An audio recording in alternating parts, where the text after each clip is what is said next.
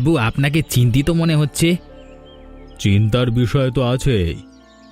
আপনাকে তো এর আগে কোনোদিন এত চিন্তিত দেখিনি। কি হয়েছে বলবেন? তোকে ছাড়া আর কাকে বলবো বল?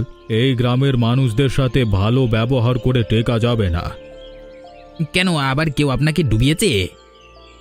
বুড়িকে অনেকগুলো টাকা ধার দিয়েছিলাম ভালো মানুষ মনে করে। তার থেকেও বড় কথা, কচু চাষের জন্য ওকে একটা ভালো ডোবা দিয়েছিলাম। বুড়ি এখন আর আমাকে পাত্তা দিচ্ছে না। একটা কথা বলবো বাবু? হ্যাঁ, বল না। ওই বুড়িকে আমি ভালো করে চিনি, 1 নম্বরের সুবিধাবাদী মহিলা। কিন্তু আমার কাছে কেউ কিছু চাইলে আমি তো আর না করতে পারি না। আপনাকে এবার থেকে শক্ত হতে হবে। এইসব লোকগুলোকে শায়েস্তা করবার একটাই উপায়, তাছাড়া এরা আপনার কথা শুনবে না। কিন্তু এতদিন আমি ভালো হয়ে থেকেছি সবার কাছে। আর তাছাড়া যাদেরকে নিয়ে আমার কারবার, তাদেরকেই যদি অত্যাচার করি তাহলে আমাকে কি আর কেউ মানবে? সব যদি আপনি করেন তাহলে আমি কি জন্য আছি? তুই পারবি? একবার আমার উপরে ভরসা করে দেখুন, আমি কি করতে পারি সেটা আপনাকে দেখাবো। ঠিক আছে, চেষ্টা করে দেখ, তবে কাউকে বেশি কষ্ট দিস না, কেমন? ঠিক আছে বাবু, আসছি। ঠাকুমা, তুমি আবার আজকে কলমি শাক রান্না করেছো? রোজ রোজ ভালো লাগে না কলমি শাক। কি করবো বল, তার থেকে ভালো খাওয়ানোর কি আর আমার উপায় আছে? কেন, অবিনাশ বাবু তোমাকে কত বড় জমিটা দিল কচু চাষ করার জন্য, কি করলে? অবিনাশ বাবু তো দিয়ে উল্টে গেছে। তাতে চাষ করতে কত খরচ, কত পরিশ্রম জানিস? কিন্তু কচু তো ভালো হচ্ছে। একদম নজর দিবি না ওদিকে। আমি অবিনাশ বাবুকে পর্যন্ত নজর দিতে দেইনি। ওগুলো আমার জিনিস, আমি বুঝবো। কিন্তু ওগুলো দিয়ে তো আমরা ভালো কিছু করতে পারি। তোদের সব সময় উল্টো পাল্টা চিন্তা। যা করেছি কানা, বেশি মাথা লাগাস কেন? যদি আমরা বুদ্ধি না লাগাই তাহলে সারা জীবন আমাদের এরকম অভাবের মধ্যে থাকতে হবে। অভাবের কপাল যখন করে এসেছি তখন তো থাকতেই হবে। সবকিছু কপালের উপর ছেড়ে দিলে হয় না। আমরা নিজেরা কি করেছি যে কপালের উপর দোহাই দেব শুধু? দেখ, বেশি পাকামো মারিস না। যা, শাক সিদ্ধ ভাত দিয়ে উঠেছে কপালে, তাই খা চুপ করে।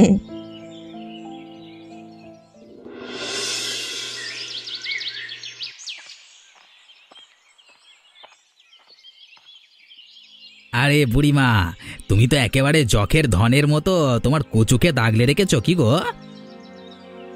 না রাখলে আর কি হবে? চারিদিকে তো কত চিল কাক শকুনের নজর আছে। তা তো আছেই, তা যার জমিতে এত কিছু করছো তাকেও কি তুমি চিল কাক শকুন মনে করো? কি বলছিস কি তুই? যদি সেটা মনে না করতে তাহলে অন্তত মনের মধ্যে একটা কৃতজ্ঞতা থাকতো। কেন, আমি কি ভুলে গিয়েছি নাকি তোদের? অবিনাশবাবু যে বিশ্বাস করে তোমাকে এত বড় জমিটা দিল ভালো মানুষই করে, তার কি দাম তুমি দিয়েছো? অবিনাশ বাবু দিয়েছিলেন দয়া করে। তারপর আমি যা করব সেটা আমার ব্যাপার। সব বিষয় কি তুমি ঠিক করবে? তাছাড়া কি, বাবু জমি দিয়েছেন আমাকে, আমি ছাড়া আর কে ঠিক করবে? দেখো, আমার ভালো রূপটা দেখেছো সব সময়, খারাপ রূপটা দেখোনি। আমি বাবুকে খুব ভালোবাসি। তোমার এই জমি নেওয়ার জন্য যদি আমি বাবুকে কখনো আর চিন্তিত দেখি তাহলে কিন্তু তোমার কপালে খুব দুঃখ আছে। তুই আমাকে হুমকি দিচ্ছিস? সেরকমই প্রয়োজন মনে হচ্ছে। আমাকে হুমকি দিয়ে তুই কিছু করতে পারবি না। আমি আমার 2 নাতনির কথা শুনিনি, তোর কথা শুনবো?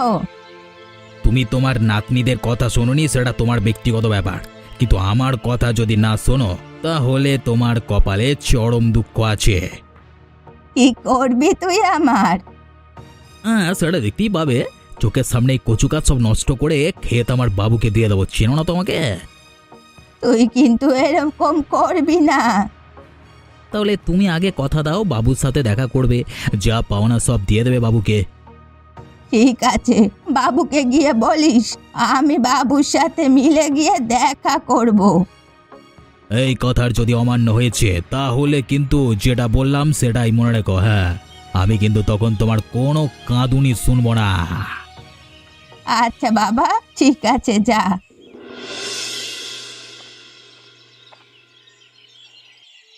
কিরে, কিছু খবর আছে? জম্পেস খবর আছে বাবু। কিরকম শুনি? গিয়েছিলাম বুড়ির কাছে আজকে। তা কি বললো সে? তোকে বেশ খুশি খুশি মনে হচ্ছে। দিয়েছি আবার ধমকে চমকে। তারপর? তারপর আর কি, বুড়ি সুরসুর করে বলল যে আপনার পায়ে এসে পড়বে। তাই নাকি রে? তা একেবারে কেঁচো হয়ে গেল নাকি, কি বলিস? না হয়ে আর উপায় কি, বলেছিলাম না আমি গেলে সব ঠান্ডা করে দেবো বাবুকে। তা একরকম ঠিকই করেছিস, ঠিক করেছিস, ঠিক করেছিস, একদম ঠিক করেছিস। বাবু, আপনি যে আমার উপরে এই ভরসাটা করেন তার জন্যই আমি কৃতজ্ঞ। তুই ছাড়া আর কে আছে বলতো আমার? তুই তো সব দায়িত্ব পালন করিস। তা কি বললো বুড়ি, টাকা দেবে? বলেছে তো, এবারেও যদি না দেয় তাহলে তার জন্য আমার অন্য রাস্তা আছে। কি রাস্তা বল দেখি। সে আপনাকে ঠিক সময় বলবো। এবারে যেমন ভয় দেখালাম তেমন আরও ভয় দেখাবো। যদি তাতেও না হয় দেখবেন, সুসুর করে আপনার কাছে হাজির করব। ওকে শিক্ষা দিতেই হবে খগেন, মনে রাখিস। একদম কোনো চিন্তা করবেন না, আমি আছি তো, সব দায়িত্ব আমার।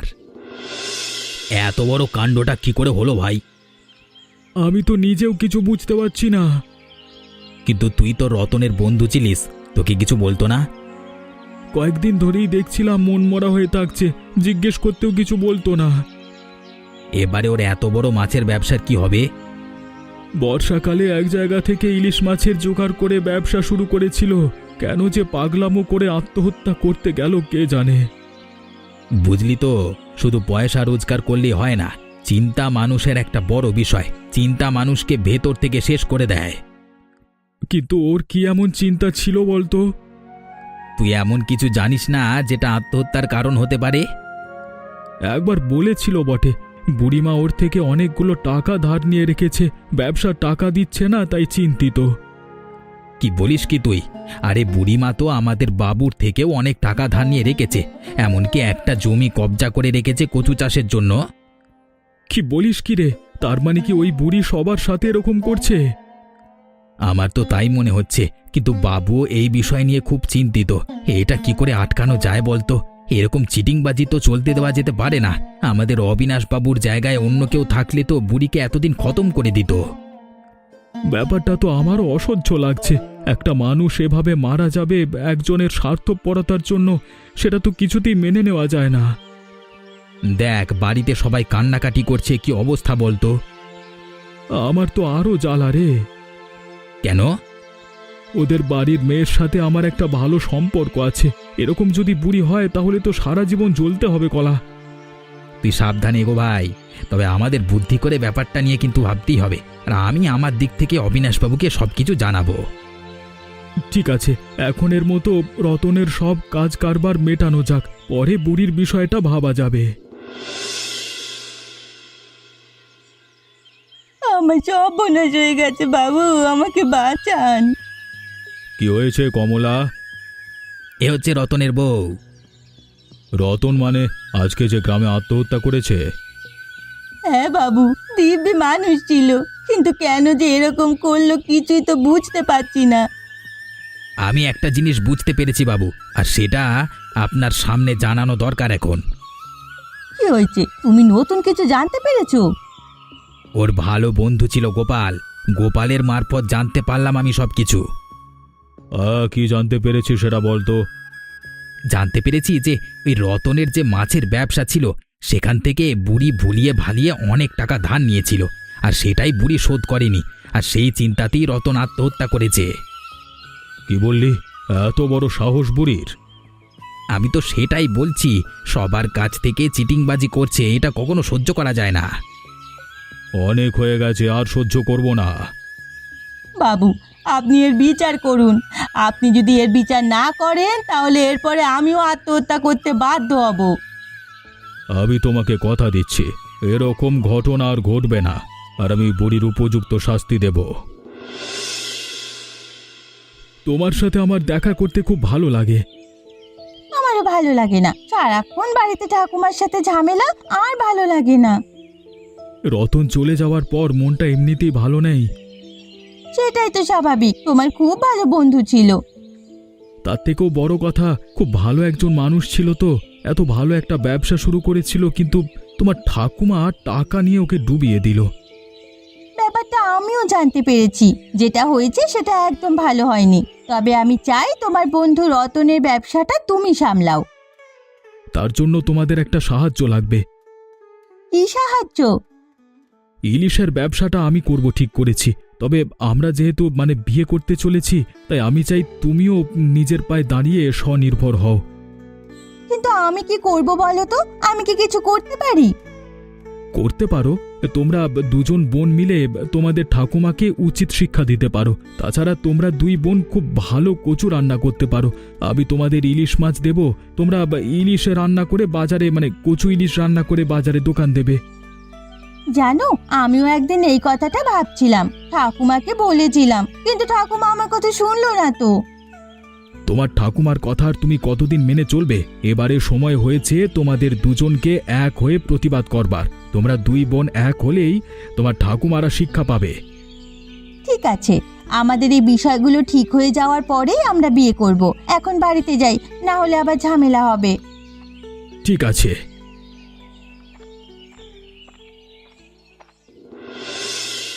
অনেক হয়েছে ঠাকুমার কথা শোনা, আর নয়। আমিও এটাই ভাবছিলাম। এত কিছু কাণ্ড হচ্ছে সব ঠাকুমার জন্য। তুই জানিস, গ্রামে রতন বলে যে লোকটা আত্মহত্যা করেছে, তার পেছনেও ঠাকুমা দায়ী। জানি, ঠাকুমা আমার থেকে অনেক টাকা নিয়ে বসে আছে। শোন, আমি একটা কথা বলছি। হ্যাঁ বল, কি কথা? রতন কাকা মারা যাওয়ার পর গোপাল সব দায়িত্ব নেবে ওর ইলিশ মাছের ব্যবসার। ও বলেছে যে আমাদের ইলিশ মাছ দেবে, আমরা যদি কচু নিয়ে কচু ইলিশ বানিয়ে বাজারে বিক্রি করি। সেদিন তো ঠাকুমাকে বলেছিলাম, দেখলি তো কেমন মুখ করলো। এবারে আর বলবো না, করব। আমরা যখন বুঝতে পারছি যে ঠাকুমার দোষ, তখন আমাদেরই প্রতিবাদ করতে হবে প্রথম। চল, আমরা গিয়ে কচু কেটে নিয়ে নিজেদের মতো রান্না করে দোকান দেব। যতদূর শুনলাম, অবিনাশ বাবুও ভয়ানক রেগে রয়েছেন। সেটাই স্বাভাবিক, গ্রামের একজনের এত বড় একটা ক্ষতি হয়ে গেল, তারপরও যদি রাগ না করেন, কবে রাগ করবেন? তাহলে আমাদের এখন ঘুরে দাঁড়ানোর সময় এসেছে। আমরা চেষ্টা করে নিজের ভাগ্য বদলাতে পারি, আর গ্রামের ভাগ্য বদলাতে পারি। দেখবি, আমাদের কচু ইলিশের নাম একদিন বাইরে ছড়িয়ে পড়বে, আর তার জন্যই সুনাম হবে আমাদের গ্রামের। আমরা আর মানব না ঠাকুমার অত্যাচার। আমি মানছি যে বাবা মা মারা যাওয়ার পর ঠাকুমা আমাদেরকে মানুষ করেছে, কিন্তু তাই বলে তো এটা নয় যে যা ইচ্ছে তাই করবে। আমাদের ভালো থাকার, ভালোবাসার মর্যাদা যদি দিতে না পারে, তাহলে আমরাও আর মর্যাদা দেব না। একদম ঠিক কথা। এবার থেকে আমাদের যেটা মনে হবে সেটাই করব। কি হয়েছে ঠাকুমা তোমার? আমার শরীরটা ভালো লাগছে না। কেন, কি হয়েছে? আজ কচুর খেতে গিয়ে দেখলাম একটাও কচু নেই, সব তুলে নিয়ে গেছে, আর জমিটাও ঘিরে দিয়েছে। আমি সব জানি কে করেছে। তুই জানিস কে আমার এত বড় ক্ষতি করেছে? ক্ষতি করেনি, বরং ভালো করেছে। ভালো করেছে? তুই এটা বলতে পারলি? কারণ আমি সব জানতে পেরে গেছি। আমরা দুজনেই জানতে পেরে গেছি যে তুমি সবার থেকে টাকা খেয়ে বসে আছো, এমনকি রতনের টাকাও মেরে দিয়েছো, আর সেই জন্য চিন্তায় ও আত্মহত্যা করেছে। এইসব তোদের কে বলেছে? গ্রামে সবাই সবকিছু জেনে গেছে। কি বলছিস তুই? আমার আরো বেশি শরীর খারাপ করছে। আর হ্যাঁ, তোমার কচু অন্য কেউ কাটেনি, আমরাই কেটেছি। কারণ কাল থেকে আমরা নতুন কচুর দোকান দেব বাজারে, কচু ইলিশের দোকান। কি বলছিস কি তুই? ঠিক বলছি। অনেক সহ্য করেছি তোমার অত্যাচার, আর করব না। আর হ্যাঁ, তোমার জমি অবিনাশ বাবুর লোক খগেন ঘিরে দিয়েছে, কারণ জমিটা অবিনাশ বাবুর। তোমার এই ভুলভাল কাজ আর চলবে না। আমার ভালো লাগছে না, শরীরটা কিরম করছে।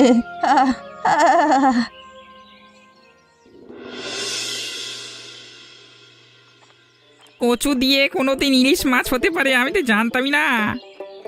তাহলে কত বড় একটা জিনিস জানতে পারলে বলো তো? কচু দিয়ে ইলিশ মাছের টক, ইলিশ মাছের ঝোল, আর কচু শাক দিয়ে ইলিশ মাছের মাথা। হে, তোমাদের এত ভালো রান্না রোজ খাবো আমরা এসে। হ্যাঁ, অবশ্যই খাবে, তোমাদের জন্যই তো দোকান দেওয়া। দেখেছিস, আমরা দোকান দিলাম বলে কত ভালো হলো। সবাই দেখ আমাদের কত প্রশংসা করছে। হে, ভাবাই যায় না, ওই শয়তান বুড়ির তোমরা নাতনি। ওই বুড়ি এক নম্বরে শয়তান পিশাচ। এরা যা বলছে ঠাকুমার নামে একদম ঠিক কথা বলছে রে। ডাইনি বললেও কম বলা হয়। একদম ঠিক কথা।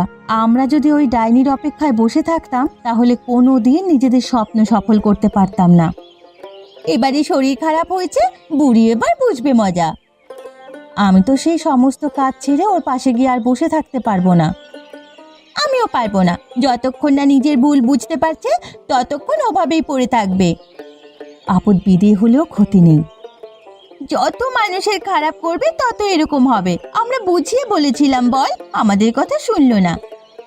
ছাড় তো, এখন আমাদের দোকান ভালো চলছে, মজা কর এখন। হায় হায় বাবু, আমাদের ছেড়ে আপনি কোথায় চলে গেলেন? আপনি তো কোনো দিন কারোর ক্ষতি চাননি, তাহলে কেন ওপরওয়ালা তাড়াতাড়ি ডেকে নিল? সারা জীবন তো আমি আপনারও এ কাজ করেছি, এবার আমি কি করব? শান্ত হোক খগেন, মানুষের কথা কি বলা যায়? ভালো মানুষেরা সবাই আগেই চলে যায়। কেউ কোনোদিন ভাবতে পেরেছিল অবিনাশবাবু এত তাড়াতাড়ি চলে যাবে? আমাদের কত ইচ্ছে ছিল কচু ইলিশ করে খাওয়াবো একদিন, সেই ইচ্ছে অপূর্ণ থেকে গেল। সারা জীবন শুধু মানুষটা অন্যকে দিয়েই গেলেন, পেলেন না কিছুই। শেষ জীবনে আমি জোর জবরদস্তি করে ওইটুকু জমি ফিরিয়ে এনেছিলাম। নিজের যা যতটুকু ছিল সারা জীবন শুধু বিলিয়ে গেলেন সবাইকে গো।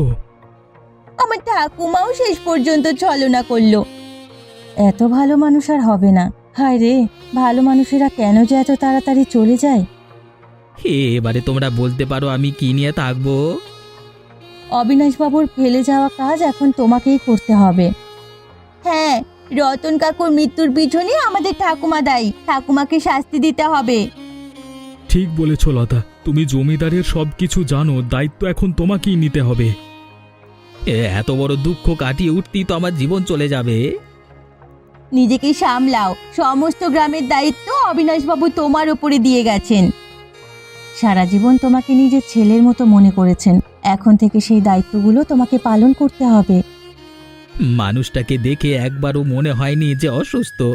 যদি অসুস্থ হতো তাহলে আমি ডাক্তার ডেকে আনতাম, চিকিৎসা করাতাম। কি আর করবে বলো, সবই কপাল। মানুষটা যেখানেই থাকুক সেখানে যেন ভালো থাকে, এইটুকুই ওপরওয়ালার কাছে প্রার্থনা করব। উনি যেখানেই থাকবেন ভালো থাকবেন, আর কোনোদিন তো কারো ক্ষতি করেননি, তাই ওনারও কোনো খারাপ হবে না। আমরা ওনার শ্রাদ্ধ শান্তি খুব ভালো করে করব, আর এখন থেকে আমরা সবাই মিলেমিশে থাকব।